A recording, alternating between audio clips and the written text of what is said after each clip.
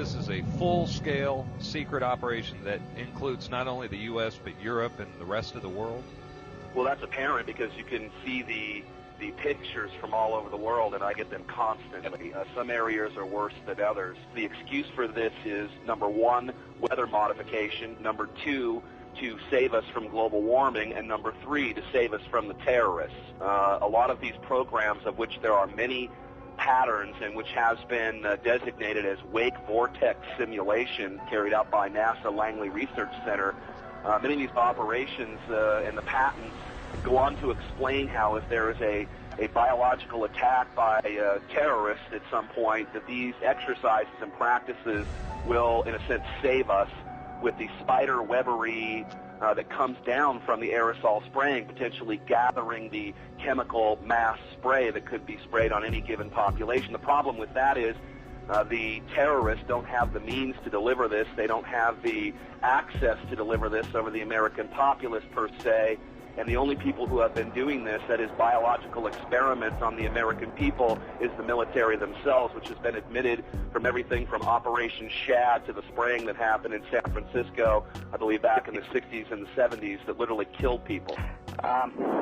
Again, I may not be able to ascribe intent, but what I can say is that it is expected that there will be increased mortality as well as the potential of a huge host of unknown pathogens that we are subject to, and this is not based on speculation. There's a whole arena of biological research that we haven't even begun to touch on. Could a strange substance found by a Southwest Arkansas man be part of a barium found in our sample? At a community in the San Bernardino Mountains has a real mystery on its hands. The official explanation here is that jet contrails are causing strange lines in the sky. What effects barium has on the body. Short-term exposure can lead to anything from stomach to chest pains. Long-term exposure causes blood pressure problems. Ryan addressed concerns by chemtrail researchers that barium could be meant to wear down a person's immune system. We're talking about dominating our air supply without the human consent in a way that is difficult for many of us certainly to conceive, and certainly many of us refuse to accept it even in the light of sufficient and overwhelming evidence.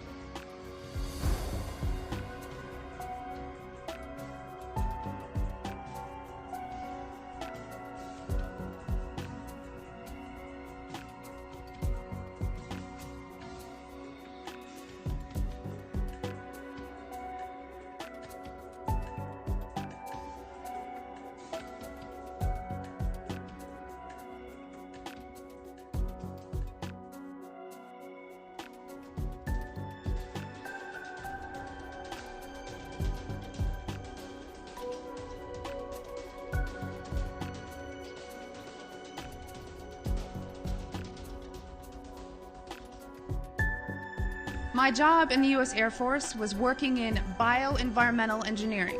What bioenvironmental engineering is in the Air Force is equivalent to that of the OSHA and the EPA.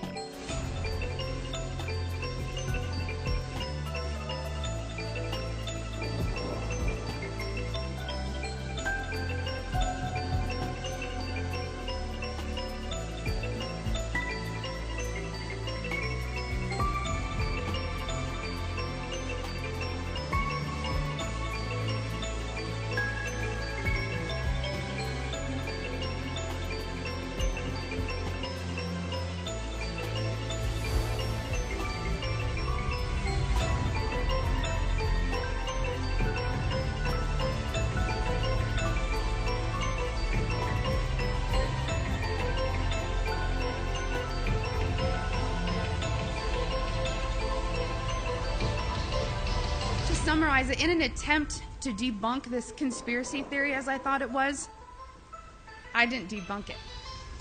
It literally changed my life. Like I said, this is hard for me because it's not easy standing here and telling my story. Can you go into the details of exactly what you saw? Yeah, basically to summarize it, part of my job was to know everything that was going on in the military and what type of impact that might have on human health, and then the environmental aspects and impacts. What chemicals are we using? How are we disposing of it? Kind of cradle to grave. So we were the internal compliance people for following OSHA and EPA standards. One part of that process was to approve chemicals, hazardous materials. You know, what are you using? Why do you need it? Where's it being used? And tracking that disposal. After it being brought to my attention about chemtrails or geoengineering, I used to think it was crazy. It actually was disrespectful to my line of work because here we are trying to prevent environmental aspects and impacts and not have anybody get sick from our operations. But in an attempt to debunk, it changed my life. I started noticing things. I started noticing large quantities on the system where I would approve chemicals that did not have a manufacturer name, wasn't tied to a building, and that was normal protocol. When I started asking questions, I slowly became demonized. A couple years passed after that. When I asked again and people realized I was kind of being more vocal about it on social media, I was starting to be thrown into a mental institution and have my daughter taken away. That changed my life. I no longer view the military the same way, and I feel like after 9 years of trying to uphold an oath, I'm able to do that now.